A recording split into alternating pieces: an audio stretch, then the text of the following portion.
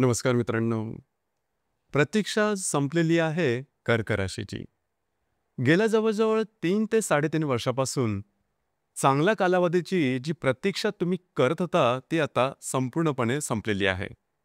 पहिले जवळ-जवळ 2.5 वर्ष तुमच्या अष्टम स्थानामध्ये शनी जो भ्रमण करत होता, त्याचे बरेचसे त्रास तुम्ही सहन केलेले होते. त्यानंतर आता गेल्या वर्षभरामध्ये सुद्धा गुरु जो आहे, हा तुमच्या व्ययस्थानात भ्रमण करत आहे. त्यामुळे बऱ्याचशा गोष्टी तुमच्या लांबलेल्या होत्या, अपेक्षेप्रमाणे घडलेल्या नव्हत्या. समोरच्या व्यक्तीसुद्धा वेगळ्या बघत होत्या. त्याचप्रमाणे आर्थिक संदर्भामध्ये सुद्धा अशाच प्रकारचे काही अनुभव तुम्ही घेतलेले होते. परंतु आत्ता गोष्टी तुमच्या अपेक्षेप्रमाणे होणार आहेत 2026 मध्ये. बस फक्त थोडंसं थांबणं गरजेचं आहे.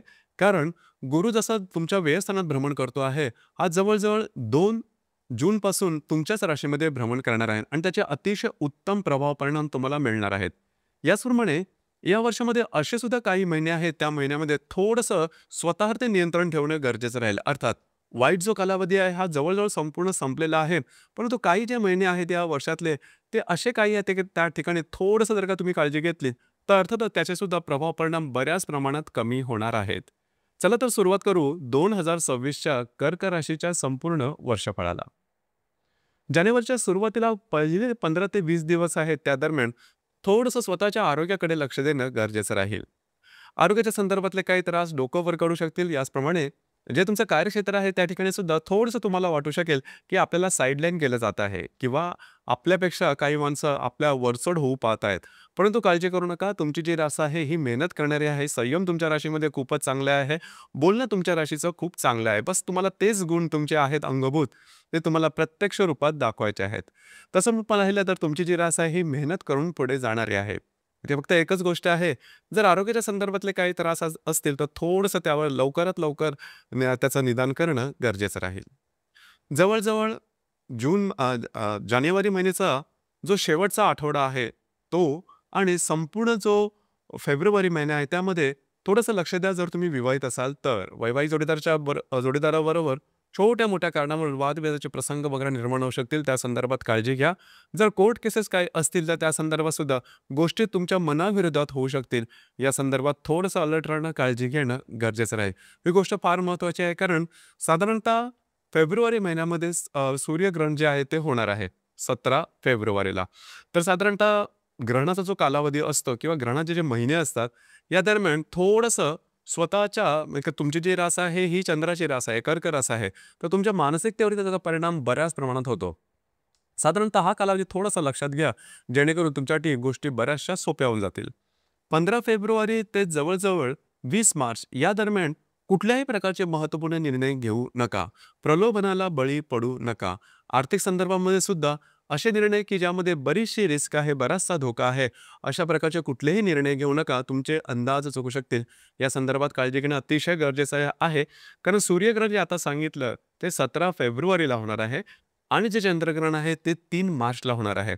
अर्थात ग्रहण कालावधीमध्ये थोडंसं आपण मिसगाईड होतो, चुकल्यासारखा होतात गोष्टी. त्यावेळेस आपल्याला बरोबर वाटतात, परंतु पुढे जाऊन आपल्याला वाटतं की आपल्याशी फसवणूक झालेली आहे किंवा गोष्टी आपल्याबरोबर वेगळ्याच प्रकारे सामोरे आलेल्या आहे. तर या संदर्भात काळजी घेणं गरजेचं राहील.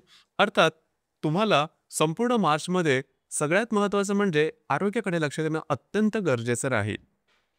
ज्याला अष्टम स्थान म्हणतो. अष्टम स्थानामध्ये रवी, राहू आणि मंगळ हे 3 जे महत्त्वपूर्ण ग्रह आहेत ते भ्रमण करणार आहेत. अष्टम स्थानाला दुसऱ्या म्हणजे ज्योतिषीय भाषेमध्ये मृत्यूस्थान असं सुद्धा म्हटलं जातं. परंतु मृत्यूस्थान म्हणजे प्रत्यक्ष मृत्यू असं काही नाही. परंतु अंदाज चुकणं, गोष्टी मनापेक्षा वेगळ्या होणं आणि त्याचे त्रास सहन करावा लागणं, अशा प्रकारच्या काही गोष्टी होऊ शकतील. आरोग्य आणि आर्थिक व्यवहार याकडे लक्ष देणं, करडी नजर असणं गरजेचं आहे. बॉटम लाईन त्या संदर्भात एकच आहे की प्रलोभनाला बळी पडू नका. जे सुरुवातीला मी सांगितलं की 2026 मध्ये काही महिने अशुभ असणार आहेत. त्या अशुभ महिन्यामध्ये सर्वात अशुभ फलदायी जो महिना असणार आहे तो मार्च महिना आहे आणि त्यामध्ये सुद्धा जवळ-जवळ आता सांगितल्याप्रमाणे 15 फेब्रुवारी ते 15 मार्च किंवा 20 मार्च या दरम्यान थोडीशी तुम्हाला काळजी जास्त घ्यावी लागेल. या गोष्टीकडे लक्ष देणं गरजेचं राहील. त्याचप्रमाणे ज्या गृहिणी आहेत त्यांचे सुद्धा सासरवडचे जे नातेसंबंध आहेत ते थोडेफार ताणले जातील. तर तिथे थोडंसं लक्ष देणं महत्त्वपूर्ण आहे. एप्रिल महिन्यामध्ये सुद्धा थोडीशी काळजी घ्या. रवी, मंगळ आणि शनी हे जे 3 ग्रह आहेत ते तुमच्या भाग्यस्थानामध्ये भ्रमण करणार आहेत. अर्थात रवी, मंगळ जे आहेत ते अतिशय उत्तम आहेत. म्हणजे एप्रिल जो महिना आहे त्या एप्रिल महिन्यामध्ये तुम्हाला सुखद आणि थोडेफार दुःखद असे सुद्धा अनुभव मिळतात. दुःखद या अर्थाने, की जे पब्लिक पर्सनॅलिटी आहेत, म्हणजे ज्यांचा व्यवसाय किंवा ज्यांची नोकरी जनसमुदायाशी संबंधित आहेत, म्हणजे लोकांशी किंवा समाजाशी संबंधित आहे, त्यांनी स्वतःकडे थोडंसं लक्ष देणं गरजेचं राहील. आपल्या इमेजला धक्का लागण्यासारखे काही प्रसंग निर्माण होऊ शकतील, त्या संदर्भात काळजी घ्या. याचप्रमाणे या दरम्यान तुमचे प्रवास योग सुद्धा संभवतात. तर प्रवासादरम्यान स्वतःच्या आरोग्याकडे लक्ष देणं गरजेचं आहे. मात्र इथं एक गोष्ट खूप चांगली आहे म्हणजे एप्रिल महिन्यामध्ये, ती म्हणजे तुम्हाला काही चांगले उत्तम लाभ या दरम्यान मिळू शकते. काळजी करू नका, ही गोष्ट अत्यंत महत्त्वाची आणि जे तुमचं कार्यक्षेत्र आहे त्या संदर्भामध्ये सुद्धा काही चांगल्या घडामोडी निश्चितच होतील. याकरता मे जो महिना आहे किंवा जो जून महिना आहे, म्हणजे मे महिन्याचा शेवटचे 15-20 दिवस आणि जून संपूर्ण महिना आहे. या संपूर्ण जो महिना आहे, तो तुमच्यासाठी अतिशय महत्त्वपूर्ण असा कालावधी असणार आहे. तुमच्या जीवनाला योग्य ती दिशा मिळणार आहे. अगदी व्हिडिओच्या सुरुवातीला जे मी तुम्हाला सांगितलं, की 3-3.5 वर्षाचा जो कालावधी होता, जो वाईट कालावधी होता, अशुभ कालावधी किंवा जो वनवास होता, त्याच्यातून तुम्ही बाहेर पडणार आहात. याचं कारण गुरु जो तुमच्या व्ययस्थानामध्ये भ्रमण करत होता, तो 2 जून नंतर तुमच्याच राशीमध्ये भ्रमण करणार आहे. अर्थात हा जो कालावधी आता सांगितल्याप्रमाणे मे महिन्याच्या शेवटच्या 15 दिवसात संपूर्ण जून महिन्यामध्ये हळू तुमच्या मानसिकतेमध्ये सकारात्मक बदल दिसून येतील. तुमचा आत्मविश्वास जबरदस्त दिसून येईल. कामाचा उरकसुद्धा दांडगार आहे. एनर्जी लेव्हल तुमची हाय होईल. याच्यामागचं कारण तुमचे अंदाज हळू बरोबर ठरायला लागतील. आणि याचं पहिलं जे तुम्हाला अतिशय उत्तम अशा प्रकारचं उदाहरण मिळणार आहे किंवा त्याचा जे प्रत्यय तुम्हाला येणार आहे ते म्हणजे तुमचं कार्यक्षेत्र. जे काही तुमचं कार्यक्षेत्र आहे त्या संदर्भातले काही चांगले उत्तम अनुभव तुम्हाला निश्चित प्रकारे येणार आहेत. त्यामुळे अर्थातच साधारणतः हा जो कालावधी आहे, हा कालावधी या वर्षाच्या जो शुभ कालावधी आहे त्याची ती सुरुवात असेल. साधारणतः संपूर्ण जुलै महिन्यामध्ये थोडंसं आर्थिक संदर्भामध्ये काळजी घ्या. म्हणजे आर्थिक संदर्भामध्ये दोन्ही गोष्टी जाणवतील. खर्च थोडे वाढतील, परंतु आवक सुद्धा अतिशय उत्तम राहणार आहे. इथे एकच गोष्ट थोडीशी महत्त्वाची आहे. जर तुम्ही कोणाच्या रिलेशनशिपमध्ये असाल, छोट्या-मोठ्या कारणामुळे थोडेफार वादविवाद होणं किंवा गोष्टी ताणल्या जाणं अशा प्रकारचे काही अनुभव येऊ शकतील. सप्टेंबर जो महिना आहे किंवा सप्टेंबर-ऑक्टोबर हा जो महिना आहे, हा महिना तुमच्यासाठी अतिशय उत्तम असणार आहे. कारण खास करून सप्टेंबर महिन्यामध्ये थोडंसं जे खर्च असेल त्यावरती लक्ष द्या. अनावश्यक, अनपेक्षित खर्च थोडेसे होऊ शकतील.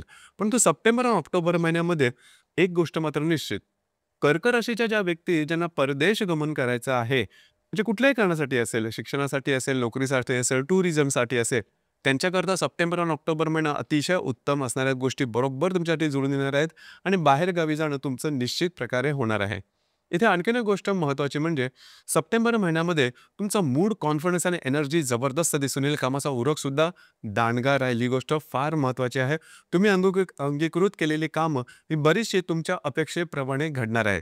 खास करून गुरुमंगळचं भ्रमण तुमच्याच राशीमध्ये असणार आहे आणि जो रवी आहे, हा रवीसुद्धा तुमच्या तृतीय स्थानामध्ये भ्रमण करणार आहे. म्हणजे स्वतःच्या हिमतीवरती पुढे जाणं, बरोबर निर्णय घेणं, योग्य दिशेने आपलं जे जीवन आहे हे मार्गी लावणं, अशा प्रकारचे काही अनुभव येतील. तुमचे अंदाज खरे ठरू शकतील. तर ह्या गोष्टी अतिशय चांगल्या राहतील. एकंदरीतच साधारणतः आणखीन एक गोष्ट गुरुच्या राशी परिवर्तनाने तुम्हाला निश्चित प्रकारे दिसून येणार आहेत.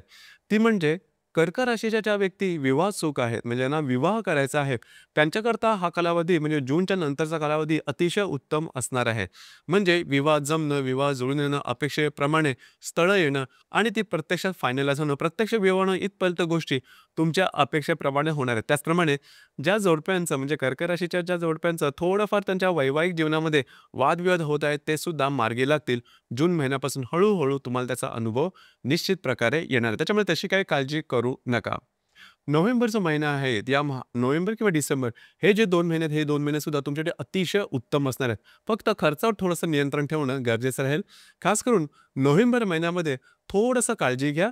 जर तुम्ही विवाहित असाल, तर थोडंसं वैवाहिक जोडीदाराच्या आरोग्याकडे लक्ष देणं गरजेचं राहील. कारण मंगळ आणि केतू यांची जी युती आहे किंवा हे जे दोन्ही ग्रह आहेत, हे दोन्ही ग्रह साधारणतः नोव्हेंबर महिन्यामध्ये तुमच्या द्वितीय स्थानामध्ये भ्रमण करणार आहेत. तर आर्थिक संदर्भात एक तुम्हाला अनुभव येईल आणि वैवाहिक जोडीदाराच्या आरोग्याच्या संदर्भातले थोडेसे त्रास या दरम्यान डोकं वर करू शकते.